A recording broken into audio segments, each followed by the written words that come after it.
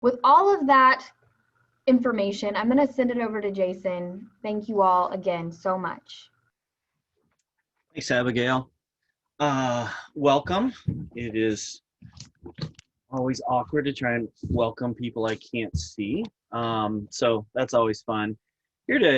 My mom was a drama teacher and brought home a play once, and the starting line of it was, "I come before you to stand behind you to tell you something I know nothing about." And I just want to preface this talking about wonder, talking about existential questions, just in that I'm still learning as I go. I'm gonna hit here. What I do on a day-to-day basis is run an intensive outpatient program for adolescents struggling with school avoidance, suicidal ideation, all your anxiety disorders, your depression. Existential questions have come up so frequently that I just felt the need to start examining it and seeing how and what we could do as a team, what I could suggest to parents because they're asking questions. And so that's what this is born out of. And so I am listening to your comments and your suggestions as we go. And hope I have something to share on this. And there will be a little bit of time at the end to just ask questions and clarify things. So again, wonder, trying to look at some stages, phases, and how it impacts identity. And especially when it's not there. You've got adolescents who are questioning the meaning and purpose of existence, which I'm sure many of you have come across.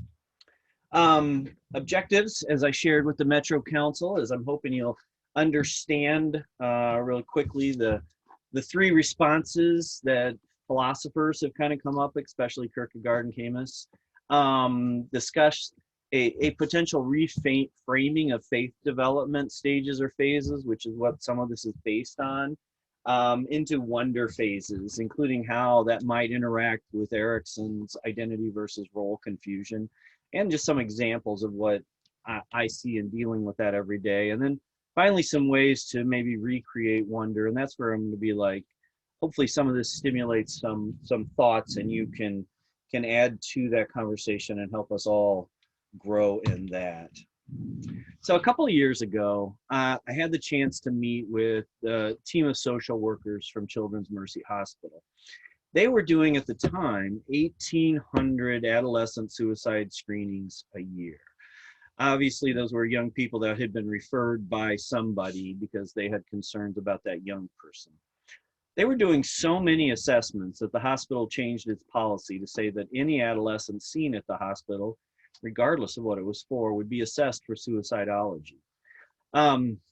So that team, I was talking to them and asked them what the big reasons, and the five main reasons that they found came up more often than not were: one, lack of meaningful connections, anxiety, depression, eating disorders, gender questions, significant family conflict, purpose life, existential questioning.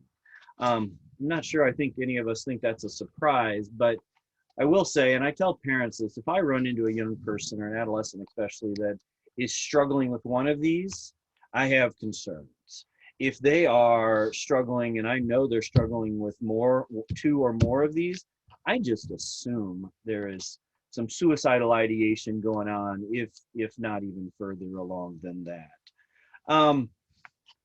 You know, each one of them we could talk about forever, but I focus this one on, you know, how to handle or talk about the purpose life existential questions.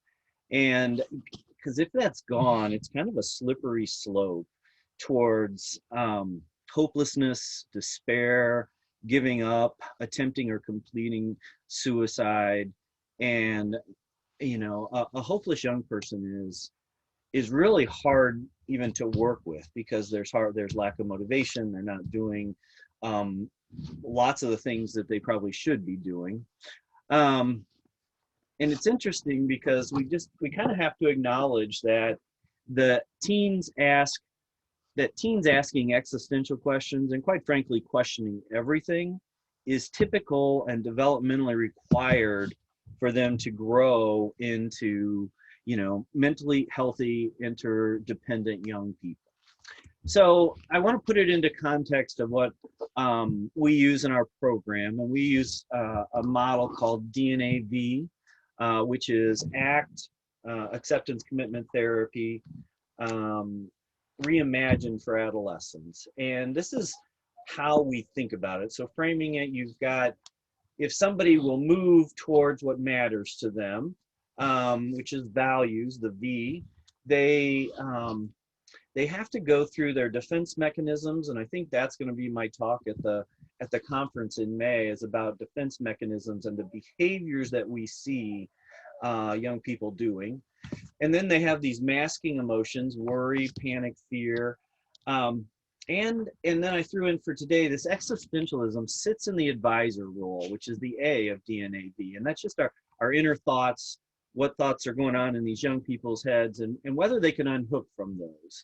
All of that, you've got to get through the advisor down to really be able to feel core feelings. And that fuels an open, authentic self. And to put this into, even personalize this, and why I put this in the advisor realm, had a letter. I ask, every young person that goes through is asked to write a letter at some point to their advisor, and give them some prompts. But this is a letter from a young lady. This is a 13-year-old doing, if you just look from the outside, everything seems to be good. But this is the letter that she wrote to her advisor. Dear advisor, why can't you just be positive all the time? You constantly make me think bad things of myself, or badly of myself. You make me regret certain decisions, but you also make me do bad decisions. For example, why on earth would you think taking a whole bunch of pills was a good decision? I can tell you it was not. You ruined my relationship with Dad. You practically gave Mom a heart attack. Everyone is so worried about me, and it's your fault. You're always thinking, where are the pills? Or it would be so much easier for everyone and myself if I were dead. Or most frequently, what's the point? Why can't you think things like, I can't wait to grow up, or I want to live, I want to be here, or even, I am beautiful on the inside and out? Instead, you are always thinking about all the bad things in life. However, you have pushed me to my limits in good ways. You got me good grades, a hardworking mindset, and close friends. So for that, I am grateful. But you're always so negative, so I barely get to feel this side anymore. I used to be really happy young lady. Oops. Please, let's try to work together to bring back that happy little girl. I miss her. All right, this was a young lady whose mom, and she would just acknowledge that she was struggling with existential questions, wondering why she should bother to live, what was going on. It came up all the time. But this is what the advisor does, is it takes thoughts and it regurgitates them in your mind so much that you can't not listen to it, not pay attention. And if a young person can't unhook, they think they're telling them these things themselves. So at this point, I want to define some of the terms I'm using so we're all on the same page. Wonder is a feeling of surprise mingled with admiration, caused by something beautiful, unexpected, unfamiliar, or inexplicable, which increases curiosity and hopelessness. This is synonymous with the philosophical term faith, which is something hoped for. Wonder is not required to be connected to any particular tradition, denomination, or belief system. Lack of wonder can look like rebellion, boredom, apathy, despair, disinterest, indifference, restlessness, joylessness, melancholy, and hopelessness, uncertainty, and seeking to control as much of their lives as possible. Control whether they do homework, chores, eat, interact with family at all. So you see, we'll just keep going through the terms and come back to this. Development, probably something you guys, I have to sort of teach parents as I go, but development is a progression of change from completely out of control infants towards self-controlled adults. Development can be supported, arrested, or revisited. human development is rarely linear across realms: social, emotional, physical, intellectual, spiritual. I think about it a lot. I spent a couple years in grad school working in a learning diagnostics center where we assessed learning disorders, and a learning disorder, was a difference, statistically, between what you would expect and where they were on any particular area that should add up to intelligence. And so would say a learning disorder meant that their mental development, their educational development was not linear. In this case, for example, a gifted 14-year-old might seem intellectually equivalent to a college reader and be capable of questioning their purpose and the meaning of life, but have not developed the emotional capacity to handle the unknown or the social skills to search for the answer. So that's a pretty rough place for a 14-year-old to be when I can understand the questions. I'm literally feeling the pain or whatever it's causing inside, but I don't have the words or language or ability to handle those emotions. And I really haven't developed the social skills and the way to actually search for those answers with hope. Finally, then, existentialism, searching for understanding, meaning, and purpose in life. In adolescence, this can sound like, what's the point? Why bother? Or why am I even alive? So I did some reading in philosophers Kierkegaard and Camus, and they argued that there are only three answers to this question. And incredibly enough, the first one, which they say is suicide, which is complete control, ends questions, ends pain, is one that most adolescents get to very quickly. They didn't have to contemplate it for centuries. They get that. Suicide is an option. The philosophers found that it to be illogical. The second response that Kierkegaard and Camus suggested was defiance. So actively fighting for control against external authority, institutions, conventionalism. I would say we've seen more of that in the last year between the Black Lives Matter movements, the charging the Capitol. There is just this, what is our institutions? What does our country mean? What do we stand for? And then I don't have a better answer, and I really don't believe in it anymore. So defiance ends up coming. In adolescence, this is where you see the rebellion and the I'm not going to take on your life and those kind of things. And then the third answer they gave was faith or wonder, which is acceptance of less control because of something hoped in. And they broke that down, and you can see young people in these different levels of faith or wonder. But a young person who has faith in themselves, at least they're living for hedonism. They're living, that their gender identity means something to them. They're living in that realm, which, as far as I'm concerned, is still better than suicide. Ethics, which is essentially that all others are important and I'm going to follow the rules because the rules will get me through things. And then C, a higher authority, usually connected to a faith tradition, but AA can just say a higher authority. It can be lots of things. In young people, or in babies and children, that higher authority is actually parents, kind of thing. I'm going to come back here. I would argue that teens have to question their parents, their values, their purpose, institutions, quite frankly, all of life, and how the adults in their lives, parents, and how they're adults in their lives, parents, teachers, preachers, mentors, us as counselors, handling this questioning from young people can support or arrest an adolescent's development.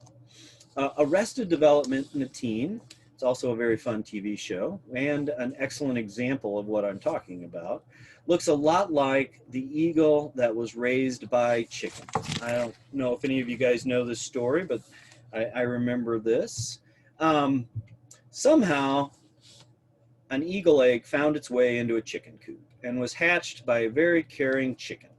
That caring chicken taught it everything about a good chicken life.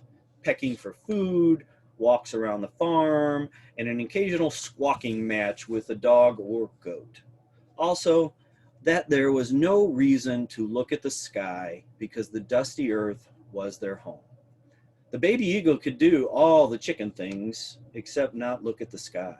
They longed to spread their wings and feel the air rushing at their face. But every time they asked about the sky, all the rest of the chickens told them that wasn't possible and that they should accept this amazing chicken life that they had. Hopefully you can kind of see where this is going. The baby eagle's development was being arrested by well-meaning chickens who were honestly doing the best that they could. One could imagine a scenario where the baby eagle meets an adult eagle and can hear Bette Midler singing, "You are the wind beneath my wings," as the eagle soars off into the life it should be living. One can also imagine that baby eagle rebelling and fighting the chicken way and finally giving up, which might look like depression or attempts to end its own life.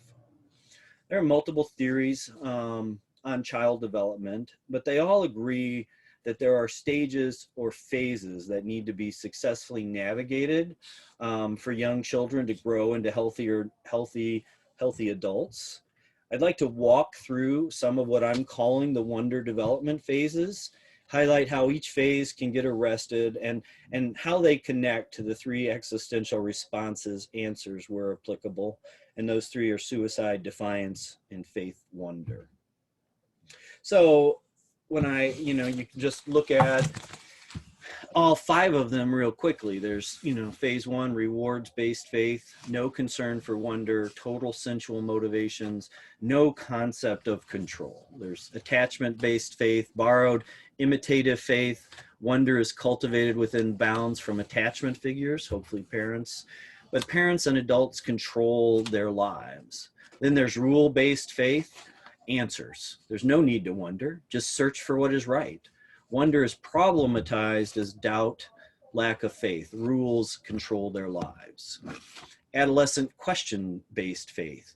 Questions overwhelm answers. Wonder rebels, revolts in an aggressive, destructive manner. A jailbreak from the stigmatized position. I want control is kind of what they're saying. And then finally, values-based faith. Acceptance and embrace of the inherent wonder and mystery of life. Wonder is feared, but valued.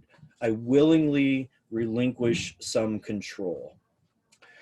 I'm watching my chat panel and just making sure there aren't any questions or anything anybody wants to say. So I'm gonna just keep plugging ahead for a little while and go a little deeper into each one of these stages or phases. So reward-based faith is infants and toddlers. It is chaotic and hedonistic.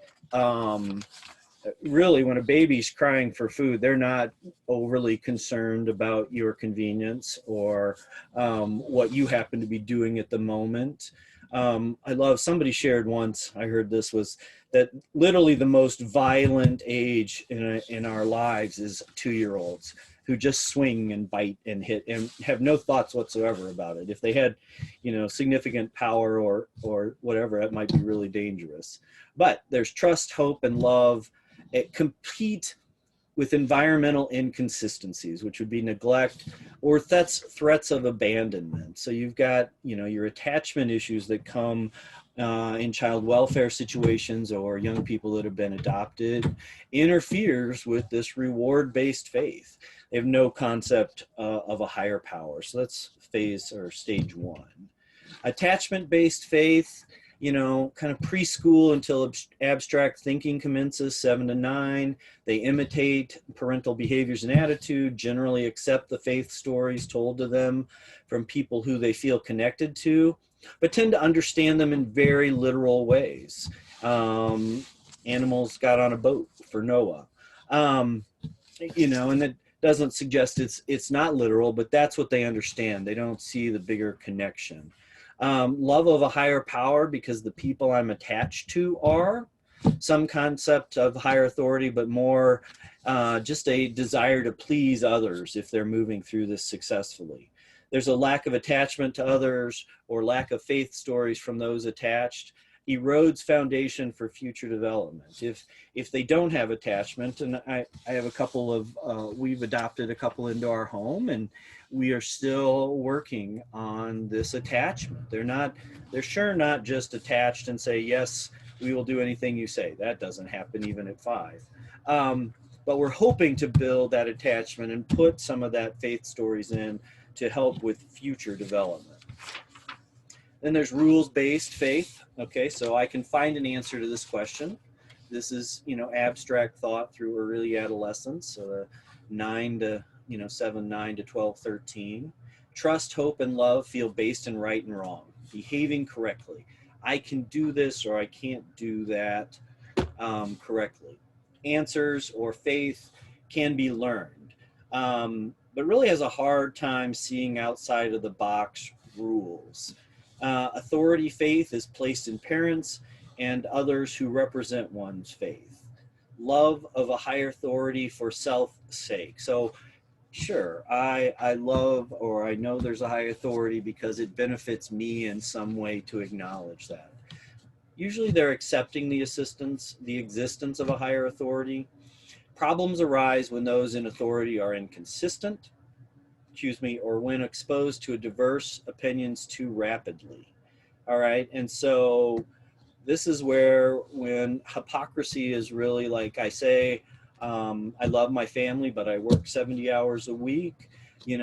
This is my higher authority is inconsistent. Or I worked with a family at one point who, when she was present, she was an excellent mom, but she got migraines and would literally lock herself into her room for a day or 2 days, and the boys in this case kind of had to fend for themselves. And now we're in adolescence, and they don't want to listen to the parents' rules because of the inconsistencies that were there. This is also a place where embedded theology would come into play, and an embedded theology is it's a set of beliefs that are not tested in our experience or reason. They're a set of beliefs that are given to us through our parents, significant adults who we have trusted enough to form our own set of values.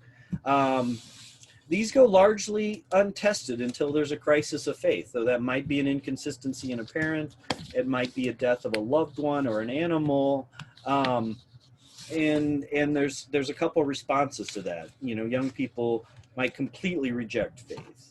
A regression or entrenchment into, like, they just dive in and they become kind of fundamental, or like this is the only way it can be, or a willingness to grow with that crisis into a deeper faith.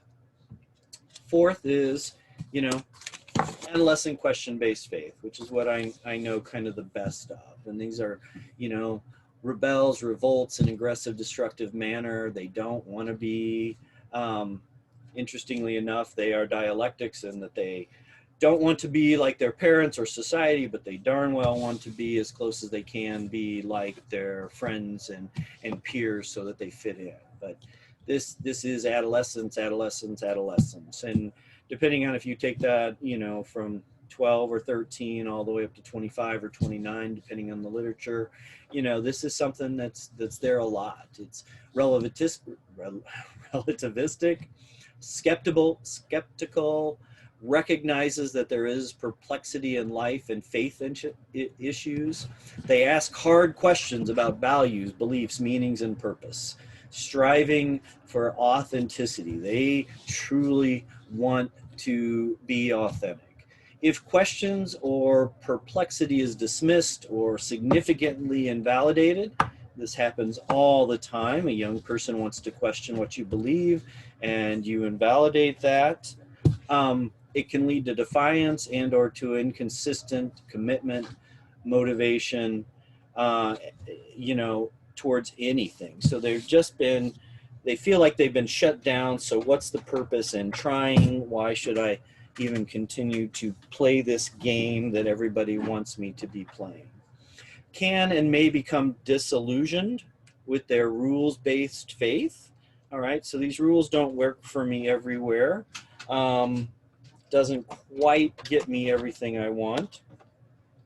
and so they could be in this phase. Love of nothing, including themselves.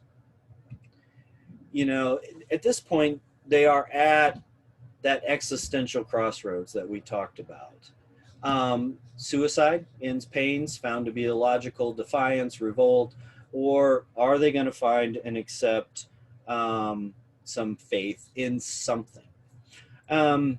Faith and wonder development significantly interacts with identity development, all right? So arrested development at this stage leads to a lack of or confused identity, which can look like flat self, which is kind of some new language in the literature. They can be chameleon-like, shallow, superficial, no core across the different areas of their lives, multiplicity, flexibility, image management, more concerned about their online profile than they are about their actual who they are. This is also, you know, strongly tied to Erikson's identity versus role confusion. And I want to spend just an energy a little bit there, because this is a major stage of development where a child, an adolescent, has to learn the roles he will occupy as an adult. It is during this stage that the adolescent will re-examine his identity and try to find out exactly who he or she is. Erikson suggests that two identities are involved, the sexual and the occupational. And according to B, 1992, what would happen at the end of this stage is a reintegrated sense of self, of what one wants to do or be, and of one's appropriate sex role. During this stage, the body image of the adolescent changes and they're wondering about it. And so I've got a question up there I'm going to get to in just a second, but you can start to see how Erikson saying they need to find roles, they need to have an identity, and if they're questioning everything, or they have 50 gender choices and they can't make a choice, or their parents are inconsistent, you can see where they might get stuck in this role.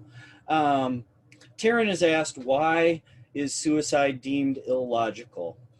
That is, to be honest, is like a whole nother conversation of following both Kierkegaard and Camis's logic to just a deeper end. Camus, for real quickly, Camus kind of came to believe that defiance was more important, and so in his old life he didn't see suicide, just ending of it just ended all purpose, existence, you were done. So he got to it was illogical that way, and he'd rather fight against or revolt against the machine. And Kierkegaard landed on faith, and that just ending it was complete lack of faith. And so there's a lot more depth to that, but the simple answer is that the philosophers who spent a lot of time on it found it to be illogical. And then finally, you know, our hope would be to shift and move young people to a values-based faith. And in our program, we talk about values all the time, but it's not like my denomination's values or my personal values. It is values like courage and, you know, caring for others and adventure. But things that matter to the young person is they have to find something in their values to base and put some faith in life in. All right, so this is them or each of us actually assuming responsibility for our own attitudes and beliefs, choosing to accept the answers and authority of a higher power. You know, going to the faith question requires realizing there are limits to logic and accepting the paradoxes or dialectics inherent in life. So can you learn to value paradox, that things aren't always going to be linear or consistency, and mystery and more intuitive forms of knowing? Realizes that there is truth to be found in previous stages. So those stories might still have meaning and value. They integrate those and other perspectives about faith into their own definition of truth. Emphasis is put on more communal concerns than individual concerns. Makes concepts of love and justice important to them, love of a higher authority for the sake of a high authority. And some of this speaks to what you can do is helping them integrate their perspectives, find their own definition, work on their identity, kind of thing. So again, moving forward, here we go. I got another question from Gail. Is there a connection between identity and more choices as we have in this time life? I love that question. I hate that question. Parents ask it all the time. And what I tell parents is that our young people have so many choices these days. You want to check this, just go and look for how many hair products or hair shampoo, conditioner combinations you could put together.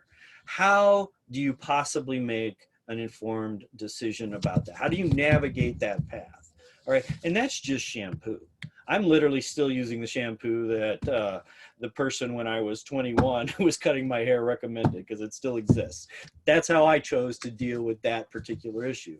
When your choices start involving literally a whole spectrum of sexuality, binary, not binary, it involves, am I going to go down this particular faith walk or what career?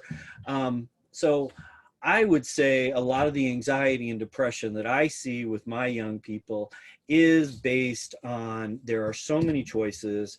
I can't find a reason to get there, so I just fall into emotional mind, which is a DBT concept we use, and I'm just going to make my decision about what feels good right now. So yes, I think there is a connection between that identity and that we no longer have clear roles. When I was a child, it was fairly obvious, even from commercials, how men and males were supposed to behave. And you go back earlier than that, it was really clear and quite frankly not healthy to our society to have them that clear. But now we have young people with all the same questions and not a good way to navigate those pathways, which is why we try and ask them to focus on their values. And I'm trying to make sure I'm watching my time, and I think I'm pretty good. So going back to wonder. It's a feeling of surprise mingled with admiration caused by something beautiful, unexpected, unfamiliar, or inexplicable. That word's hard for me today, which increases curiosity and hopefulness. Therefore, wonder is a combination of awe and curiosity, which you can go find. There is very little literature on wonder. There's not a whole lot more, but if you consider it awe and curiosity, you get a little bit closer. And I've got some references for that. But awe, have you ever experienced that have you ever had an experience that left you overcome with wonder? Perhaps you were marveling at Mount Rushmore, moved to tears by a work of art, or staring with amazement at an electrical storm. In these moments, if the conditions were right, you may have experienced awe. And curiosity, I think we all know what curiosity is, but for children and adults alike, curiosity has been linked with psychological, emotional, social, and even health benefits. And we're going to float through just a little bit of this as we go. So talking about awe, I'm looking back at my childhood. I was in awe of my father all of my formative years and most of my life. To be clear, and this is a little hard, he passed away this past weekend. And I'd like to share a story that has shaped my life and my work for multiple reasons, which applies to how I believe parents can motivate their young people. I think it applies to you guys who are working with young people. My father became a preacher when I was 12, but before that both parents were teachers. Mom taught high school English and drama. Dad preferred elementary students, but principals tended to prefer strong males with 5th and 6th graders, which we would now consider kind of middle school. One of the experiential ways he taught math and life finances was through having a financial or incentive system for every component of his class. Each assignment and the way you conducted yourself in class earned you dollars. The Monopoly kind, but still very useful because every month, each young person got to bring in some item of their class to their class auction. Both my parents loved auctions. You were able to spend whatever you had earned to get another student's item put up for auction. It was an incredible system that led to many young people doing much better in his class and moving forward than they had ever done previously. Unconsciously at first, but now very consciously, I put incentives in front of adolescents and my own children to motivate them towards things that I believe are important for them and to develop willingness to change by rewarding them for putting in effort, not necessarily the outcome, but putting in the effort. Most of the young people I work with have suicidal ideation. So I incentivize their building and sharing their own crisis plan. Most of them, again, this is in my intensive outpatient work, most of them are still deciding whether they're going to act based on their values. So I incentivize them creating a vitality playlist of songs that remind them of their chosen values. I share this because incentives help you understand what someone is capable of doing, which is really very hard to know when a young person, especially an adolescent, is depressed, and they're avoiding their schoolwork, they're avoiding lots of other things. It's hard to know what they're even capable in that moment when they're struggling with anxiety or depression. If the young person is struggling with existential questions or hopelessness, you might need to incentivize some ways to help them recultivate wonder through awe-inspiring experiences and sparking their curiosity.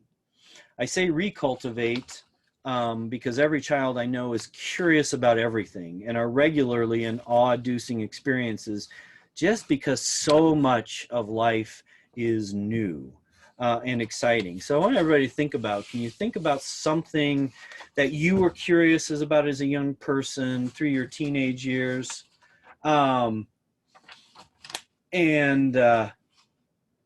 Just think about that, because sometimes we have to connect with ourselves, and both DBT and ACT suggest that we need to do as counselors a little bit more just self-revealing, sharing of our own stuff, hopefully not what we're dealing with today, but some of our own stuff to help them connect and feel like we're an authentic person. So as a child, I was curious about the outdoors world outside and luckily grew up around a lake with cliffs. So I could climb rocks, investigate trails, and regularly have awe-inspiring views of sunsets over the lake. Later in life, I wondered why I enjoyed museums and art as much as I did, because I never, till I was a young adult, never stepped into an art museum. Went into all kinds of other history and other museums, but not art museum. And then I realized that my childhood kitchen window, big picture window, looked over Table Rock Lake at a hillside covered in trees.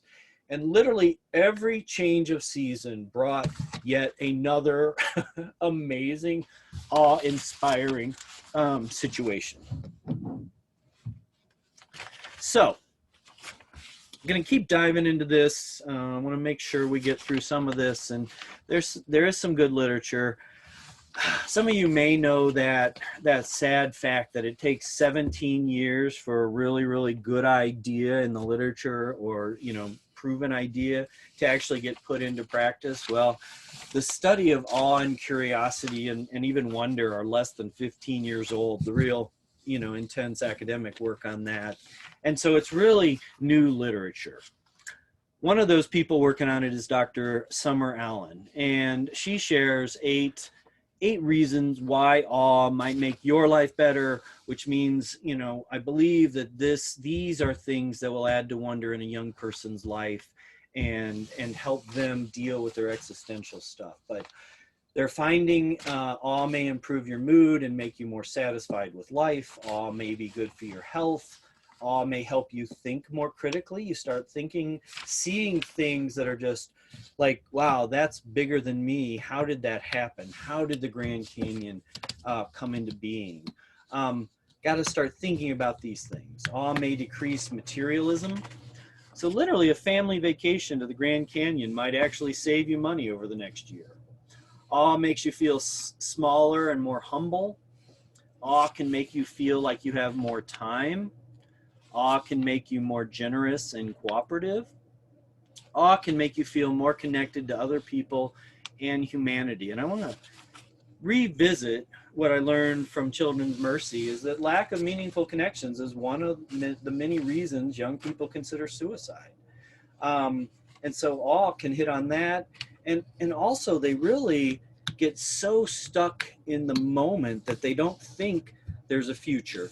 And so any time that brings them into the present, makes them mindful, makes them feel like they have more time is really beneficial to their to dealing with those things and giving them some space and age for their brain, their emotional ability, everything else to connect, to catch up to the questions they're asking. So Juliana Brines shares 4 research-based awe-inspiring activities. So these are actual things you can recommend to young people, all right? Write out a personal experience about awe. So usually writing out the story of it makes you revisit it, reimagine it, being able to share it, trying to put words to something that was awe-inspiring. Take an awe walk. So actively putting yourself into a place where there might be things to see that are awe-inducing. I've been blessed to visit all 50 states and 25 countries, and one of my favorite things is getting to the center of the city and start walking, all right? Probably much like you guys, I like to people watch, but every city has awe-inducing views if you're looking. Whether it's, in San Francisco, you're walking by, a factory and seeing people make fortune cookies. Or you get to the edge of Manhattan Island and you're like, wow, there's the Statue of Liberty for real. Watching an awe-inducing video. So, in COVID day, we're all watching more videos. Maybe we could put some like from National Geographic or biographies of people you're in awe of. The Current Wars was a great movie for me, both in it gave biographies of Tesla and Edison, but it also showed how our country struggled and added electricity that we now just take for granted. Read an awe-inspiring story. So along with teaching me about incentives, Dad's school auction turned me onto a cast of characters and their stories that inspired awe and curiosity throughout my life, and is still. So this is the cover of XMen comic 138. Came out in 1980, 1981. I got my hands on it when I was 11 in 1981. And these young people, they were all, adolescents or young adults, were people, they were stories about young people struggling to overcome their own issues, whatever that might be. In this case, it was usually some weird physical things, but also all of the regular emotional stuff and relationship stuff. And they did all of that while still helping the world. And it helped me answer my own existential questions. And now 40 years later, I literally went to comic books come out on Wednesdays. I missed it yesterday. I was at my comic book store today to get my weekly dose of comic books. Finally, just touching a little bit on curiosity, and then I really want to spend a little bit of energy answering questions or hearing suggestions from you guys how we could implement this into our practices. But there's research that curiosity helps us survive. So those ancestors of ours who figured out how to, make a rock sharper, were vigilant and paid attention to their environment, helped them survive, still helps us survive. Curious people are happier. Curiosity boosts achievement. I want to know, I want to understand, so I learn more. Curiosity can expand our empathy. We start learning about people in different situations than us, and then maybe possibly feeling it and understanding that. Again, curiosity helps strengthens relationships. I give every one of my families a tool that I call conversation cards. And it's just a set of 38 questions that I asked the parents to just do maybe around the dinner table with the whole family, but questions such as, what do you think a good life is? And the conversation part of it is the young person shares, but the parent shares, all right? And it's not a time to tell them that what they think is a good life is not. It's just a time to get to know each other as who you are today. Young people, adolescents are just changing so frequently. You kind of need to keep getting to re-know them. And then finally, curiosity improves healthcare. There's some decent research on that. So coming back, Kierkegaard and Camus argued there are three responses: suicide, defiance, faith, wonder. And I think, you know, I'm going to post, you'll hopefully be able to get your hands on it, but some ways. There's a little bit of literature on how to do this with younger ages. It gets very much weaker as you get to adolescence, so I'd like to hear suggestions. But I think going to art museums and talking to them about the literal things, like this is oil, this is paint, this is canvas, and the emotional content of it, and what does this say to you, is one of those ways. I truly believe the wonders in the world, whether it's the Grand Canyon or Mount Rushmore or, you know, anything like that, are awe-inspiring and kind of do this. I would always combine a couple of these things, and when I did youth ministry for a lot of years, and I would make sure that if we were taking a week-long trip, there was something so cool that kids who didn't even want to go do the work still wanted this opportunity to do, you know, whitewater rafting on the Olympic course, or mountain climbing in Colorado kind of thing. And they were willing to put up and experience the other pieces of sharing and helping other people just so they could get to do that. Or that's what got them on the bus. And then they bought in, and we could work on faith and some of the other pieces. So figuring out how to develop wonder in young people, I think will help them deal with their existential questions. Again, I don't always hit on it, but and we try very hard to work in partnership with other clinicians. I don't take on individual clients, but our program is an intensive outpatient for adolescents struggling with anxiety and depression. These kind of things is what we see a lot of. We also have an adult program here at the Anxiety Center for adults struggling with anxiety or depression. These are my references, and we'll make sure you guys can get access to them for the awe and curiosity parts. Where did it go? Oh, comments, questions, or suggestions. I am going to open it up at this point and just see if there's anything else I can speak to on this topic. And I hope that was useful. And I'm also suspecting that another year or two in this literature, and I'll want to give this again with some better answers and better suggestions. I know Jamie's on there. Is there anything else you guys need to highlight? So are there any other questions that anybody might have? And Jason, I think that you answered the two questions that are in the chat. Okay, yes. So why is suicide deemed illogical? I think you already answered that one. Correct? Yes. Okay. And then is there a connection between identity and our choices as we have in this time life? I think you answered that one as well, right?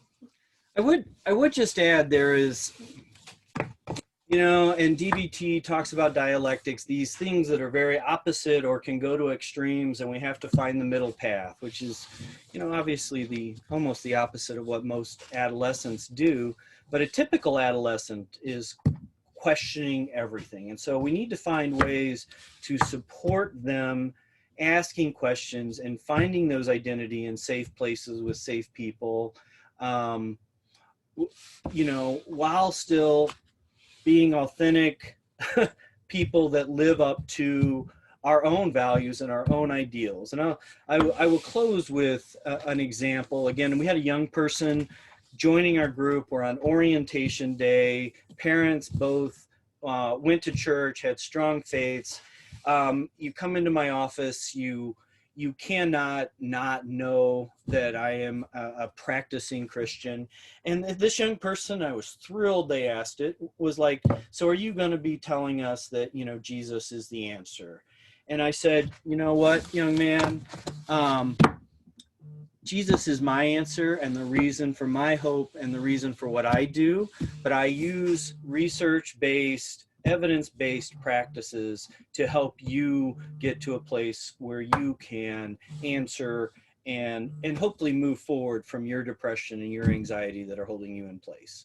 And so in that case, I was attempting very hard to give them the openness and the support to ask their questions and yet remain true and authentic to who I was. So that's, I'm going to end with that unless I see another question. And oh, I get one. There is another question. So go ahead. What if trauma plays a role in the psychosocial emotional development? Yes, that is, you know, it also, I talked about this as in stages and phases, and most of the time when you would see it and when I see it in adolescence, it's already been arrested. I don't get to go back and fill in this wonder when it was supposed to be happening. Trauma just, you know, makes a young person's mind stuck. And I shared, we adopted 2, we were their 6th placement, and they were pulled out because the young person had, you know, significant physical trauma by attack by a dog. And, you know, that also meant that parents didn't take care of the situation. And we will probably have to deal with those questions their whole life. But we are now working our way through being so consistent that they can get to that place where they can attach and then have that attachment-based faith and move into those question-based faith where there is right or wrong answers, because right now they do not accept our right answers. Literally this morning, the young man's standing in the kitchen. I'm going down my stairs to the basement and I say, wait right here, and I shut the door behind me. He said, okay. Halfway down the stairs, he opens the door. What are you doing? And so trauma just makes it really hard to bring those connections between the emotional, the attachment, and the rules and faith that it takes to move forward. So it is there, and that is kind of why a lot of us are going to keep having jobs, because trauma plays a role. Bullying is enough bullying is going to lead to some of your adolescents having trauma, and that's the ones that don't have actual significant, you know, pieces of trauma. So it does interfere, and that's why I say you have to revisit it. One of our families we worked with and talked about, can they go to an art museum? Can they do these things? Can we start putting these pieces in place and make it a safe place for them to ask these questions? So it's there. It just makes it more difficult to deal with. I'm not seeing any other questions, Jamie.